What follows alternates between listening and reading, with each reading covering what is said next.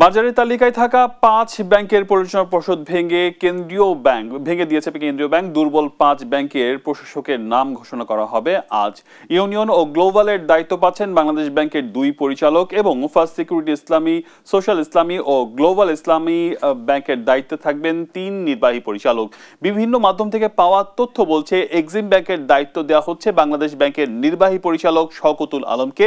নির্বাহী পরিচালক বদিউল জামান দিদার পাচ্ছেন সোশ্যাল ইসলামী ও সালাউদ্দিন পাচ্ছেন ফার্স্ট সিকিউরিটি ইসলামী ব্যাংকের দায়িত্ব। অন্যদিকে পরিচালক আবুল হাশেম ও মাকসুদুল আলম ইউনিয়ন ও গ্লোবাল ইসলামী ব্যাংকের দায়িত্ব দেওয়া হচ্ছে।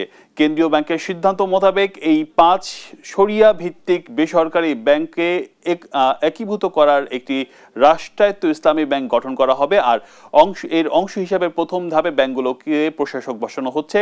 প্রাথমিকভাবে ৫ ব্যাংকে একীভূত করতে ৩৫,২০০ কোটি টাকার মতো খরচ হবে, যার মধ্যে ২০,২০০ কোটি টাকা দেবে সরকার, তবে ১০,০০০ কোটি টাকা দেয়া হবে নগদ টাকায়, বাকি সুকুক বন্ডের মাধ্যমে। এদিকে বাংলাদেশ ব্যাংকের এমন সিদ্ধান্তে আপত্তি জানিয়েছেন গ্লোবাল ইসলামী ব্যাংক। এই বিষয়ে মামলা করবে কিনা তা পরবর্তীতে জানানো হবে বলে জানিয়েছেন ব্যাংকটির চেয়ারম্যান।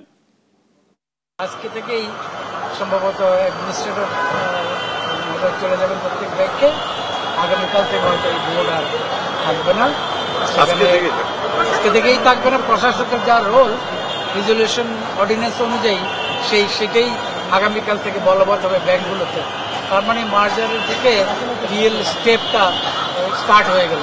চেয়ারম্যানদেরকে ডাকা হয়েছে এবং চেয়ারম্যান সাহেবের সামনে এই কথাগুলো এক্সপ্রেস করা হয়েছে যে এই বোর্ডগুলো নতুন বোর্ড এসে জাতীয় প্রয়োজনে তারা এই ব্যাংক জাতীয় ওভারঅল ব্যাংকিং এর স্বার্থে তারা দায়িত্ব পালন করে।